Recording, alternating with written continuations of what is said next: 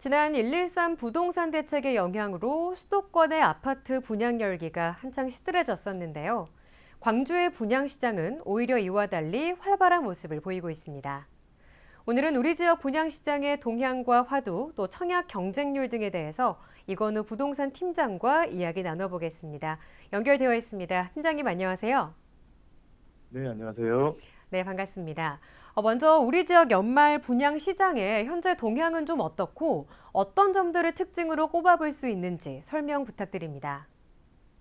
네, 최근 한국은행에서 발표한 자료에 의하면 2016년 말 현재 가계부채가 약 1,300조에 육박하고 있습니다. 네.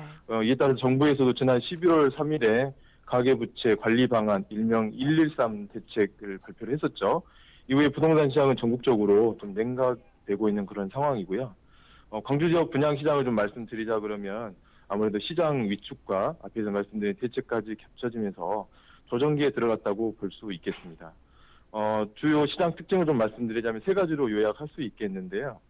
부동산 시장 상황의 바로미터인 분양 시장을 봤을 때 공급자 입장에서도 이제 끝물이라는 이야기가 좀 나오고 있는 그런 상황이고, 이에 따른 청약률 조절 현상, 그리고 이제 지역별로 양극화가 더 커지고 있다고 말씀드릴 수 있겠습니다.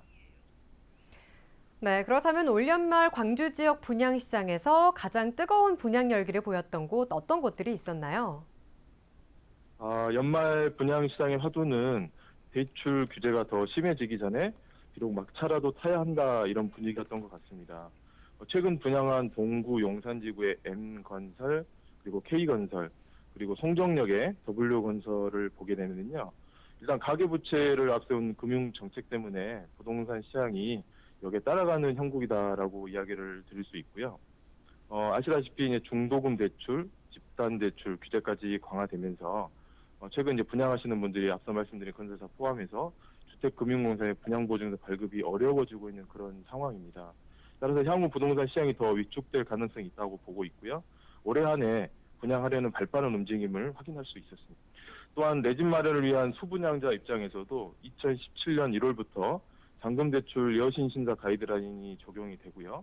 LTV라든가 DTI 등 각종 대출 규제가 더욱 강화될 것으로 예상되어져서 올해 시장에 막바지 분양 시장이 발빠르게 움직였다고 볼 수 있겠습니다. 네, 또 시청자분들이 가장 궁금해하실 질문 중에 하나가 아닐까 싶은데요. 올해 광주 아파트의 평균 분양가 좀 어땠었나요? 올해 광주에서는 약 23개 단지 그리고 17,000여 세대가 민간 아파트 분양이 공급되었습니다. 네. 이들 아파트 평균 분양가를 살펴보니 기준층 기준으로 3.3제곱미터당 평균 936만 원 정도 나와 있고요. 네. 발코니 확장비 포함된 금액입니다. 발코니 확장비를 뺀 가격은 903만 원이었고요. 이는 지난해 평균 분양가보다 약 100만 원 정도가 비싸진 금액입니다. 좀 더 세부적으로 보면 약 1,000만 원을 호가하는 단지도 5곳에 달했고요. 반면에 700만 원대 아래로 나온 아파트도 3곳 정도 있었습니다. 이별로 앞에 말씀드렸다시피 단지별로 분양가 차이가 크게 발생하는 그런 현상, 양극화가 있었고요. 더불어서 청약률도 단지별로 차이가 나는 이런 양극화가 더욱 심해지고 있다, 그렇게 볼 수 있겠습니다. 네, 그렇다면 올해 우리 지역의 청약 경쟁률은 좀 어땠고 그 과정에서 나타난 몇 가지 두드러진 특징들에 대해서도 설명 부탁드립니다. 올해 공급된 23개 단지 중에 3개 단지를 제외한 모든 아파트가 1순위의 청약 마감이 되었습니다. 네. 평균 청약 경쟁률은 약 16대 1로 나타났었고요. 청약률이 가장 높았던 곳을 보면 광천동에서 분양한 H건설사 약 200세대 모집을 했는데 7,600명이 접수를 하시면서 45대 1의 경쟁률을 보였습니다. 반면에 이제 미달을 기록한 아파트도 3곳이었습니다. 단지에 따라서 청약 경쟁률 차이가 크게 발생하고 있다, 이렇게 볼 수 있고요. 더불어서 미달 단지 이외에도 한 자릿수 경쟁률을 보인 단지도 상당수였습니다. 이러한 현상은 부동산 시장 호황이었던 작년에 비해 청약률이 절반 가량으로 낮아졌다고 볼 수 있는데요. 이유는 광주 지역 부동산 시장이 침체 국면으로 접어들면서 분양 시장에 대한 투자가 많이 줄어들었다 볼 수 있습니다. 다만 내 집 마련 소비자 입장에서는 앞에서도 말씀드렸지만 막차로도 타자 하는 상황에 일부 투자자 그리고 실수요자가 이른바 괜찮은 단지로 대거 몰리면서 이런 현상이 나타났다고 볼 수 있겠습니다. 네, 그럼 마지막으로 지금 방송을 보고 계실 시청자분들께 우리 지역의 부동산 전문가로서 한마디 남겨주시죠. 네, 광주 부동산 시장은 최근 2, 3년간 굉장히 많은 큰 성장을 했고요. 사이클 상으로 봤을 때 침체기에 진입하는 국면으로 볼 수 있습니다.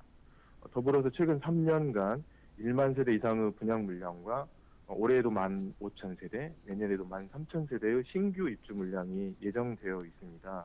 공급량이 많이 늘어나고 있다는 그런 상황이죠. 더불어서 가계부채 그리고 앞에 말씀드린 공급 과잉에 따라서 가격 하락도 예측되고 있는 그런 상황입니다. 더불어서 이제 미국의 그 금리 인상을 할 계획이고요. 따라서 우리나라도 지금 금리 인상을 진행될 가능성이 있습니다. 이에 따른 이제 가계 부담은 더욱더 커질 수밖에 없는 그런 상황인 것 같습니다. 향후 2, 3년간 이 부동산 시장은 실수요자 중심으로 시장이 재편될 것으로 예상되고 하향 안정세를 보일 것으로 전망됩니다. 가장 궁금하신 분이 이제 내 집 마련을 언제 하느냐 이렇게 생각하시는 부분인 것 같은데요. 아무래도 그 내 집 구하는 데는 가격 상승기보다 하락기에 내 집 마련하는 게 더욱 어려울 수밖에 없는 것 같습니다. 무엇보다도 내 집 마련을 생각하고 계신 분들은 앞에 말씀드린 금리 인상의 리스크를 좀 염두에 두시고 적정 수준의 대출, 또 보금자리를 마련하셨으면 좋겠습니다.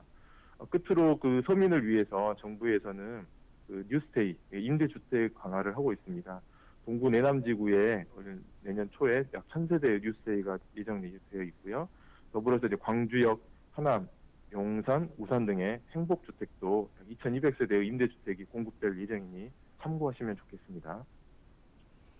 네, 오늘은 우리 지역 분양시장의 동향과 특징, 그리고 청약 경쟁률까지 다양한 이야기 나눠봤습니다. 팀장님 오늘 말씀 고맙습니다. 네, 감사합니다. 네, 지금까지 사랑방 미디어 부동산팀 이건우 팀장과 이야기 나눠봤습니다.